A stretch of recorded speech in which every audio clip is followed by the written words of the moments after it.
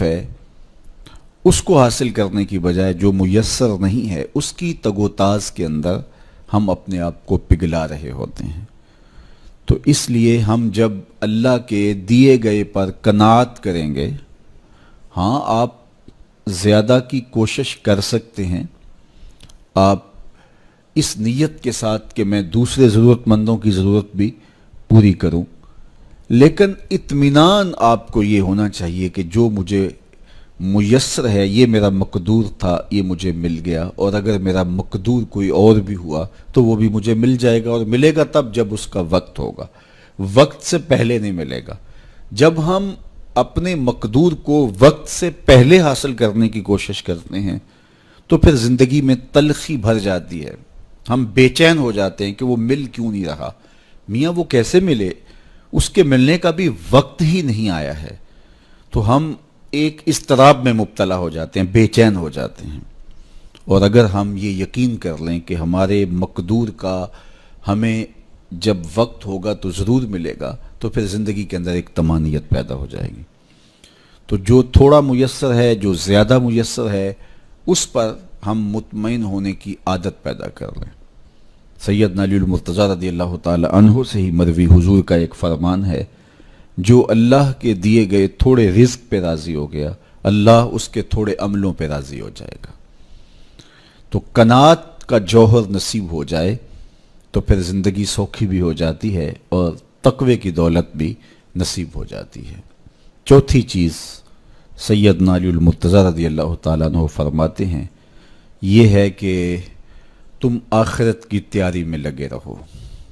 تمہارا جب ہدف وہ ہے کہ میں ایک دن اللہ کے حضور پیش ہونا ہے اور اپنے سارے اعمال کی جواب دہی اور سارے اعمال کا حساب میں نے اس کے حضور پیش کرنا ہے، تو پھر تم پھونک پھونک کے قدم رکھو گے، حزم و احتیاط سے زندگی گزارو گے۔ اور تقوی نام ہی حزم و احتیاط کا ہے، تقوی نام ہی زندگی کو منظم اور مرتب کر کے اللہ کے حکموں کو بجا لانے کا ہے۔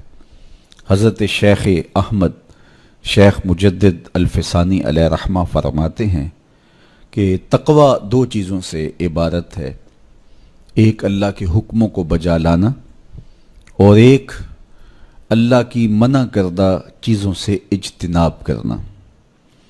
اور بڑی خوبصورت بات آپ نے کی، فرمایا اللہ کے حکموں کو بجا لانا، اس کی اطاعت اور فرما برداری کرنا، یہ تو فرشتے بھی کرتے ہیں اور انسان بھی کرتے ہیں، لیکن وہ چیزیں جو منع کی گئی ہیں ان سے رک جانا تو یہ کام صرف انسانوں کا ہے، چونکہ فرشتوں کے اندر تو یہ چیز ہی موجود نہیں ہے، ان کے اندر خواہشات رکھی ہی نہیں گئی جن سے وہ رک جائیں، آرزوئیں رکھی ہی نہیں گئیں جن سے وہ باز آ جائیں۔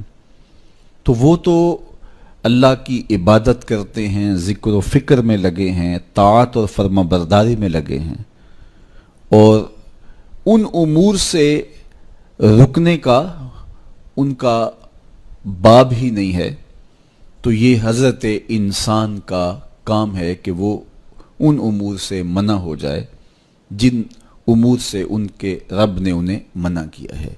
تو یہ شے حضرت انسان کو ممتاز کرتی ہے اور تقوی کے حصول کا ذریعہ اور ضامن بنتی ہے۔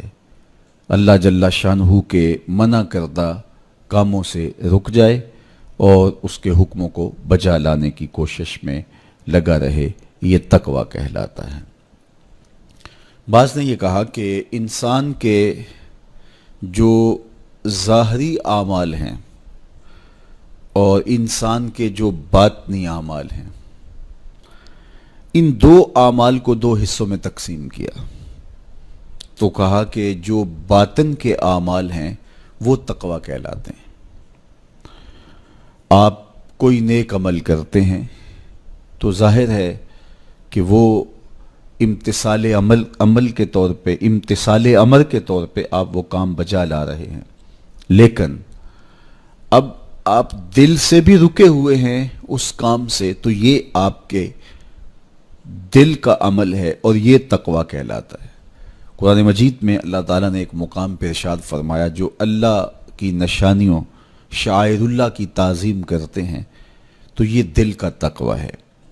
تو تقوی کا تعلق پھر جڑ جاتا ہے دل سے.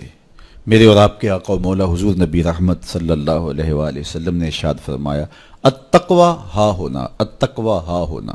حضور نے اپنے سینے کی طرف اشارہ کر کے کہا تقوی یہاں ہے، تقوی یہاں ہے. تو تقوی کا مرکز انسان کا دل ہے. ایک حدیث پاک میں آیا جو صحیح مسلم میں موجود ہے کہ ان اللہ لا ينظر الى صورکم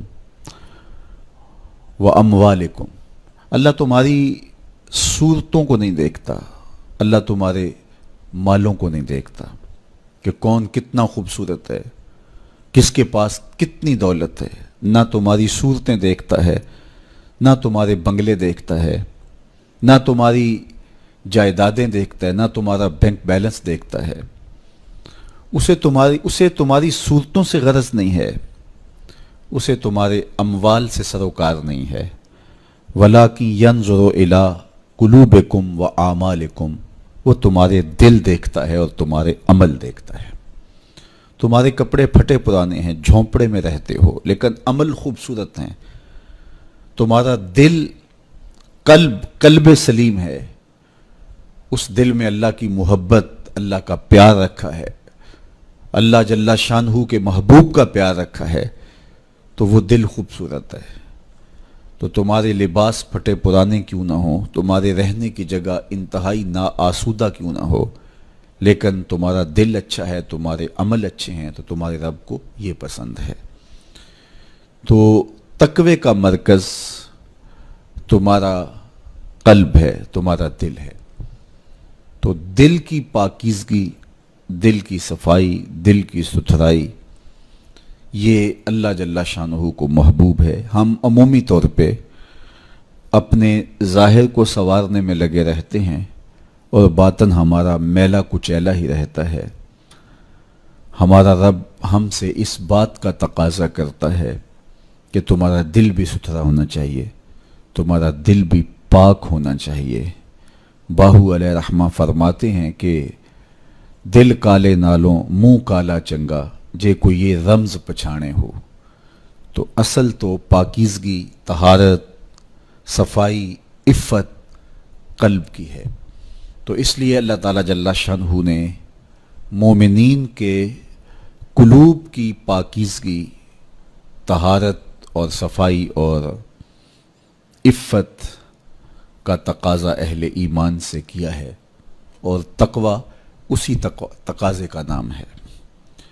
اللہ جل شانہ نے بندوں کو جو عزت، وقار اور شہرت عطا کی ہے تو اس کا معیار تقوی کو قرار دیا. کون کتنا معزز ہے یہ اس کی دولت سے نہیں ناپا جا سکتا، اس کے قبیلے اور اس کے خاندان سے نہیں جانچا جا سکتا، اس کے لباس سے آپ یہ اندازہ نہیں کر سکتے کہ یہ معزز شخص ہے. کسی شخص کا کسی قوم سے تعلق ہے اور وہ گوری رنگت والی قوم ہے، یا وہ کسی اور رنگت سے متعلق ہے، تو وہ اس کی عزت کا ظرف نہیں ہے. ان اکرمکم عند اللہ اتقاکم، تم میں سے معزز وہ ہے جو متقی ہے، جو پرہیزگار ہے. دیکھیے ابو لہب قریشی النسب تھا، لیکن خوبصورت ہونے کے باوجود، عالی مرتبت نسب رکھنے کے باوجود آج بھی اس پر لعنتیں برس رہی ہیں.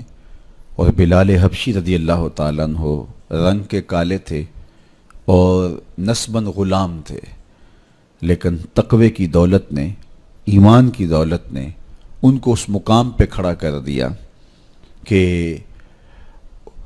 وہ ہاشمی النسب شخص تقوی اور ایمان کی عدمیت کی وجہ سے ان کے قدموں سے لگی ہوئی دھول تک بھی نہ پہنچ سکا.